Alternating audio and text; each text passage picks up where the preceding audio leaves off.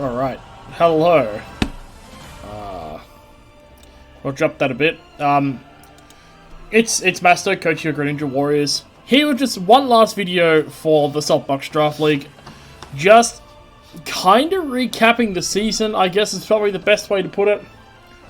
Because we're gonna go into a little bit of a history lesson, if that's okay. So, I play Draft Leagues mostly started at like the very, very, very end of Gen 6, and then played it like a fair bit throughout Gen 7. It was, it was pretty fun. And then we sort of like set that aside, like midway through Gen 7. And then we came back to another one, invited by El Flamingo. The person, our last opponent who we just played. Fuck Vullaby, by the way. And so I figured, I was like, you know what, fuck it, we'll go in. We've done the song and dance before, but not so much. First of all, a lot of babby Pokemon, so very little experience with like any of these Pokemon. So, and it was doubles. I haven't done a doubles draft before, so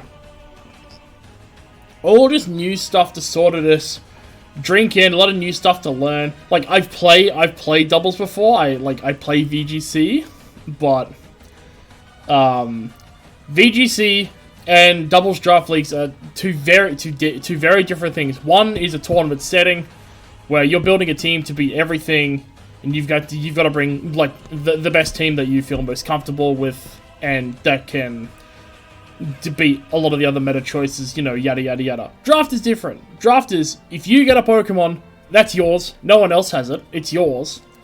And if someone else takes something else, that's theirs. You don't have that.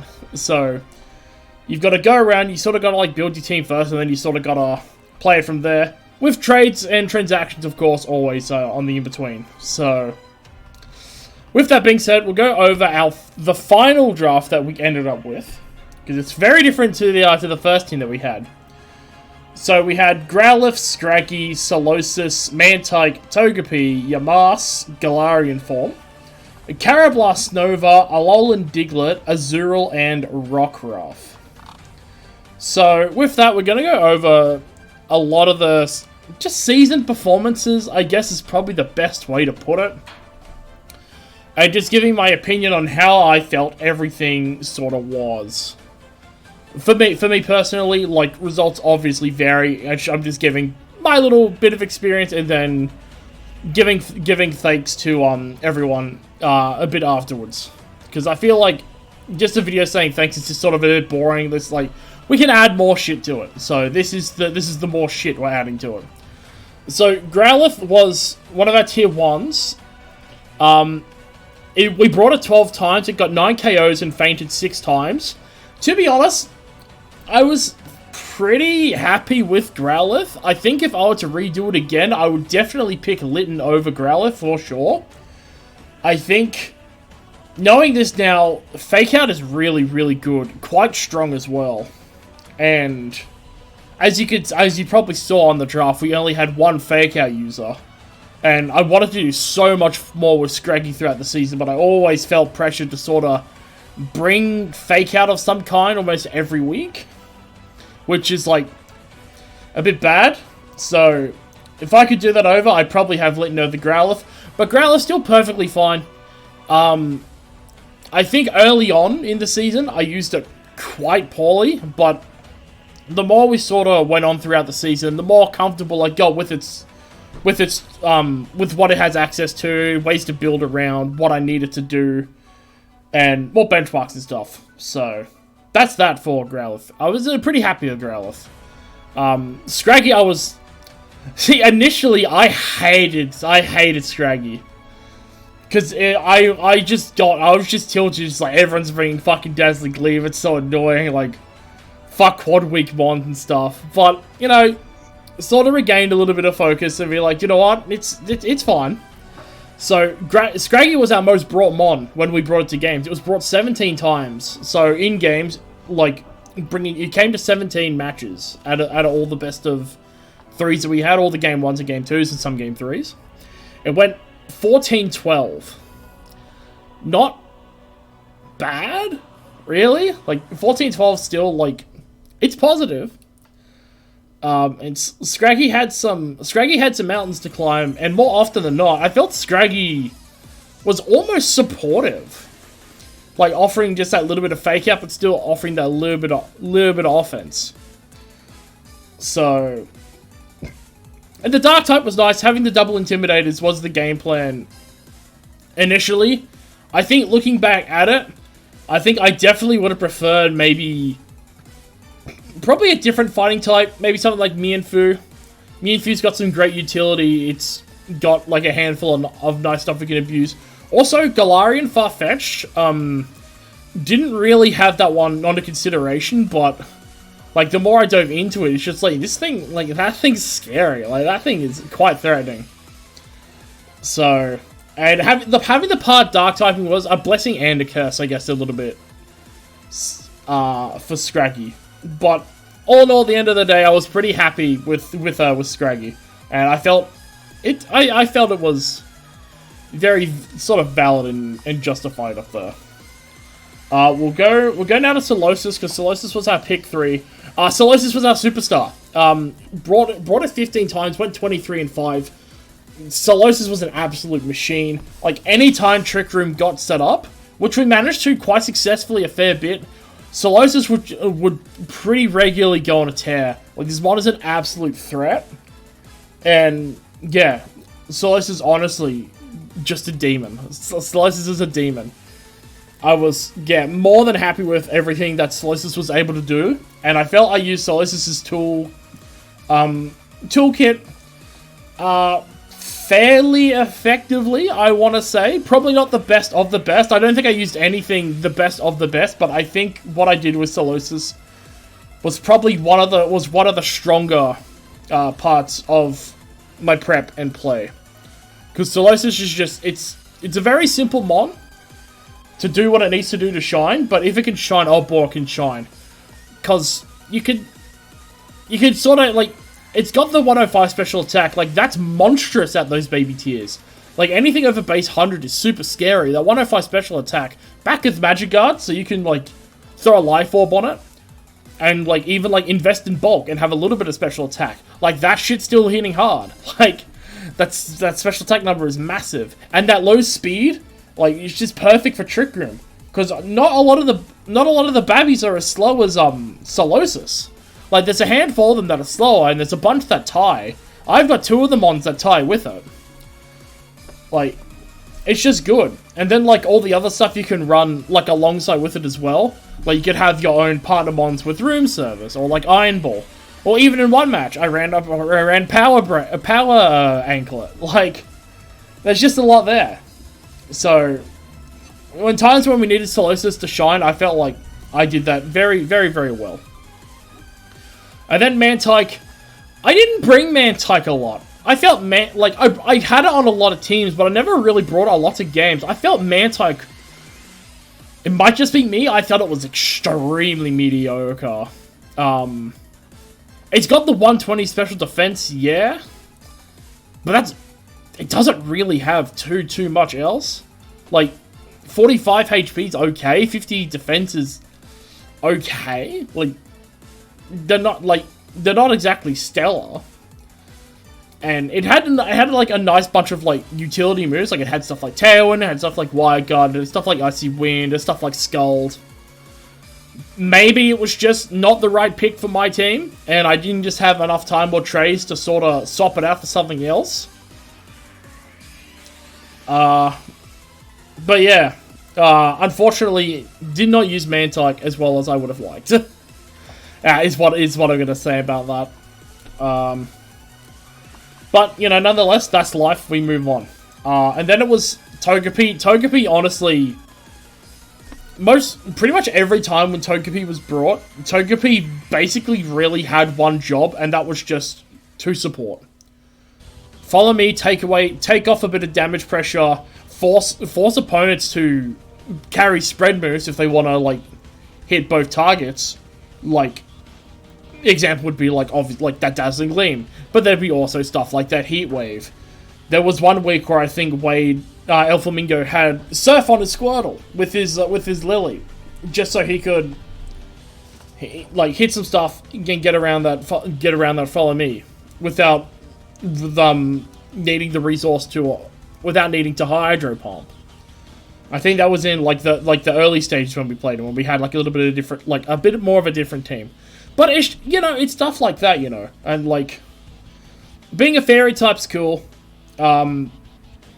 Super Luck's just it's just a fine ability to have.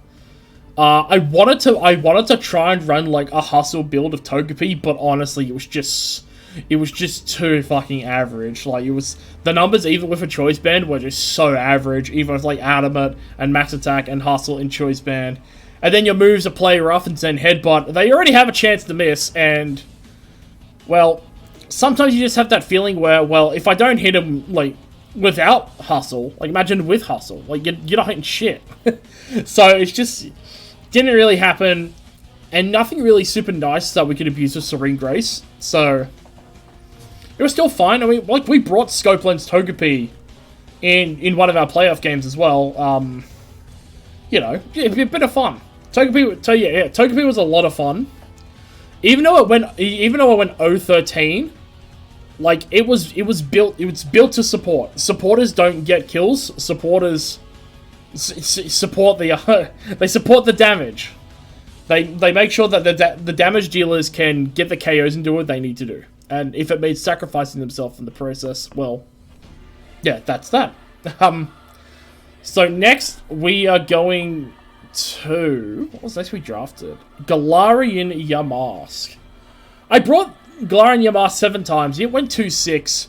It was basically just like a backup Trick Room setter. There were some weeks we tried to do some Wandering Spirit huge power stuff with Azurill.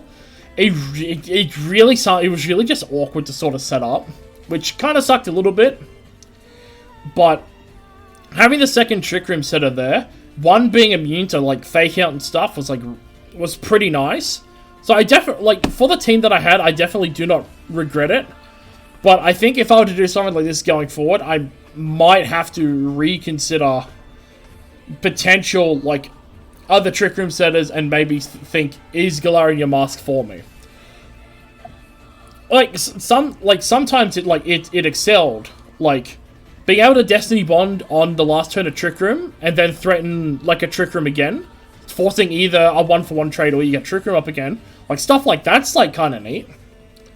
And being a ground type's also, it was alright, but there wasn't, not too many electric types were brought against my draft, so it was sort of just like, yeah, I have like stab, what, it'd be like Earthquake, like, unfortunately not too amazing. But Nightshade in the format that we played in, because it's all at level 50s, not at level 5s. I just have it on there because it's easy just to find the mons and Showdown, and I'm just too lazy to change it.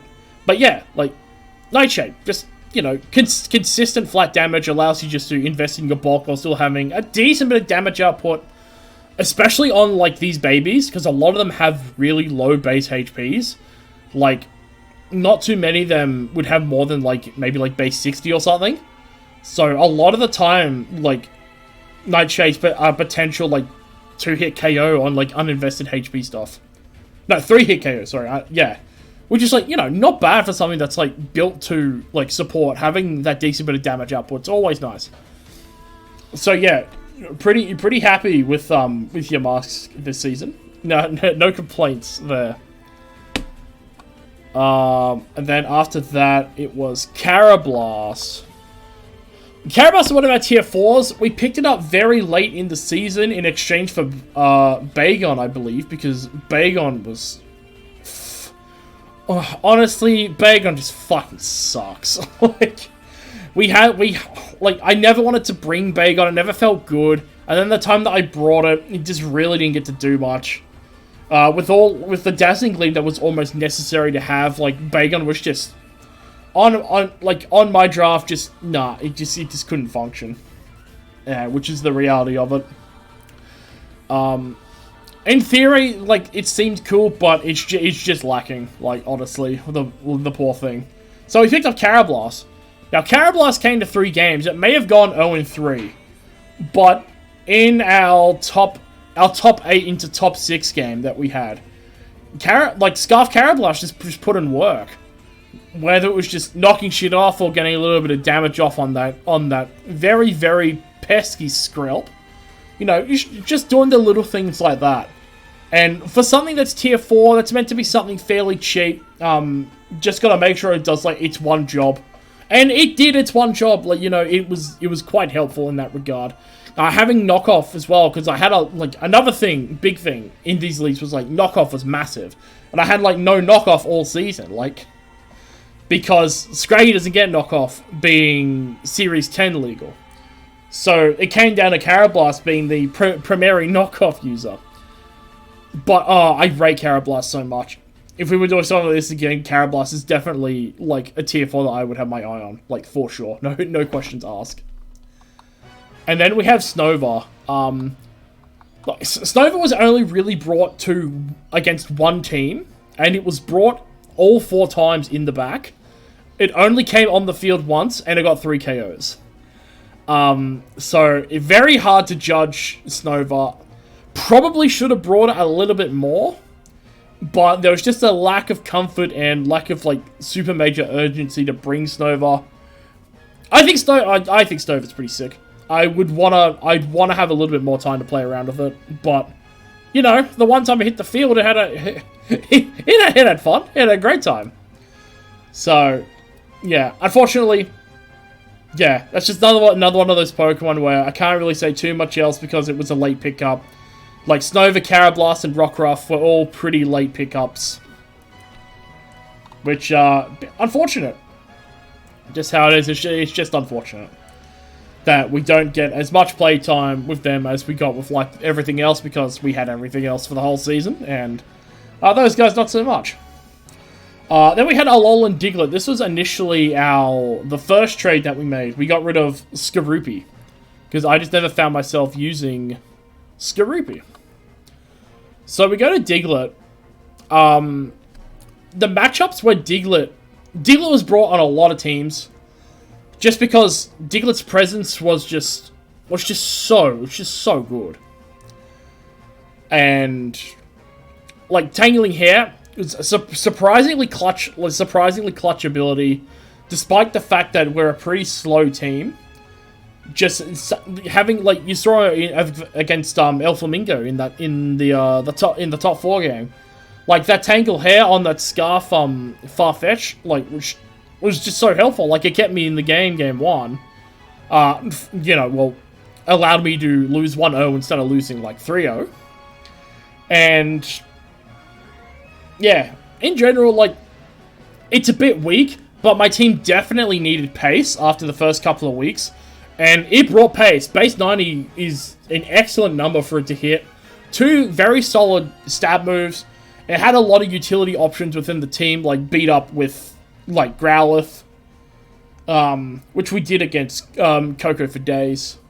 It got Ally Switch. We clicked Ally Switch a few times. A lot of those times it sort of paid off, because it's another one of those protect the president moves. So yeah, we did use that.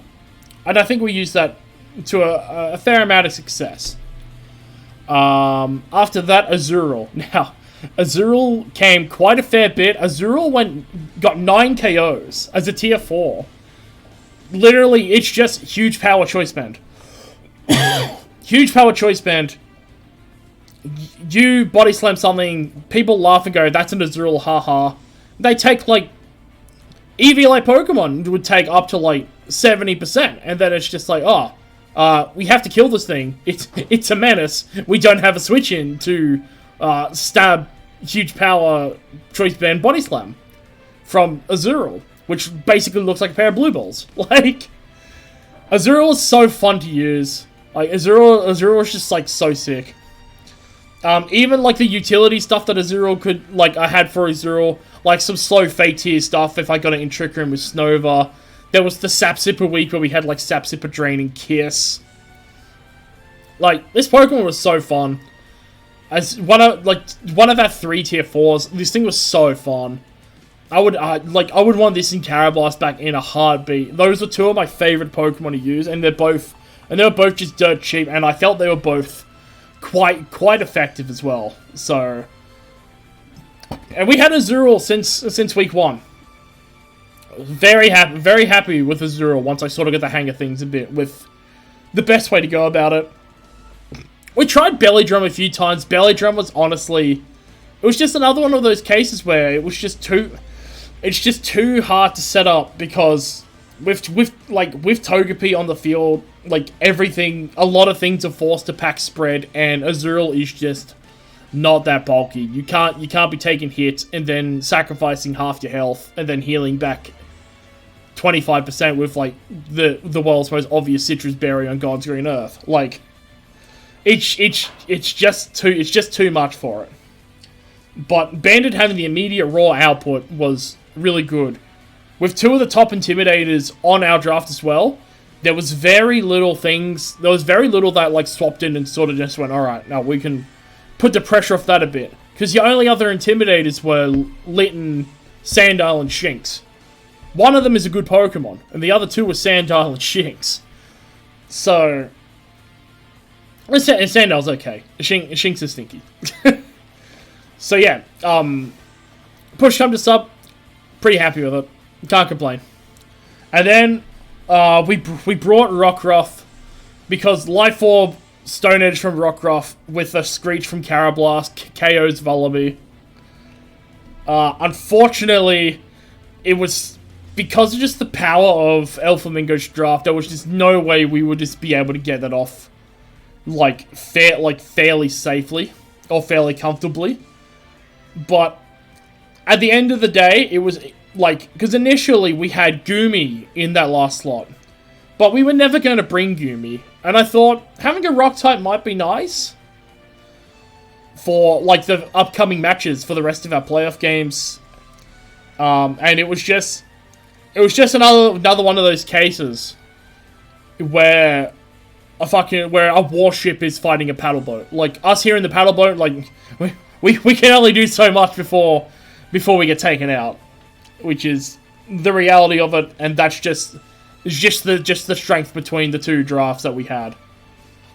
So all in all, was our draft the strongest? Absolutely not. Absolutely not. No way in hell. We stumbled the bag, like we tripped over our nuts non-stop, and we fell in at 8th seed because of a game win. Like, because we had a bunch of sets that were 2-1, because of those extra little 1 wins that all just, like, added up, we stumbled into 8th seed. And when I heard that, I was just like, fuck, I've still got to keep playing. Because there was weeks that I forfeited, there was weeks that I just prepped like a lazy piece of shit. And it was just like, okay, fine. Like, we'll do it, and we'll sort of, like, buckle down and get into it. And I think we had a fairly decent run back into the up to top 4. So yeah, not bad at all. Not bad at all from the squad. So the squad was sick. It's, you know, being our first Little Cup doubles draft league team. It's one to remember. And there'll be a bunch of these Pokemon that I'll definitely look to draft, like, in future stuff. If I like to do future stuff like this, you never know what the future holds. That'd be fun. That'd be so sick. But now we're gonna get some quick thank yous. What would be the best way to say thank you first? I guess the biggest shout out first probably goes to El Flamingo. Inviting us to the league, getting us involved, getting us fairly comfortable with the rest of the coaches in our division, alongside some of the coaches from the other division. Like, it was just a good vibe. I mean, big thank you to Raspberry and Wakeman and all the other lads doing a lot of work and stuff behind the scenes. Like, this stuff isn't exactly, like, the easiest thing to do. Like, there's a lot to make sure that things, like, to stay on top of. So, having a team that can do that fairly well with, like, very, very little complaints, like, is is super good. So big credit to them for that, because I've been in leagues in the past where a lot of people just stop giving a fuck after like week 3 or 4. Like I'm guilty of that. Like there's times after a couple of weeks I'm just like, yeah, I don't want to fucking play anymore. Like screw this. Get someone else to fill out my spot. I'm like, I'm over it. But no, it didn't really happen here. Like a lot of like everyone sort of stuck it out, which was like sick. So it made the experience wanting to actually play and stuff a little more motivating than what it could have been. Despite a lot of my travels, like interstate and like internationally as well, because we did a fair bit of traveling during the season, which didn't really help with prep stuff. So yeah, I guess with that, I'm happy to call it. Thank you everyone in Sandbox. Anyone who worked like behind the scenes, and just everyone who, you know, just gave the 2 cents. Coaches for playing and sticking out to it. Yeah, all the guys running. Yeah, just everyone. It was pretty sick. And for stuff in the future, if I'm not too busy and can't commit to it, I'll definitely be back. Just as long as we ban Vullaby, because just fuck Vullaby.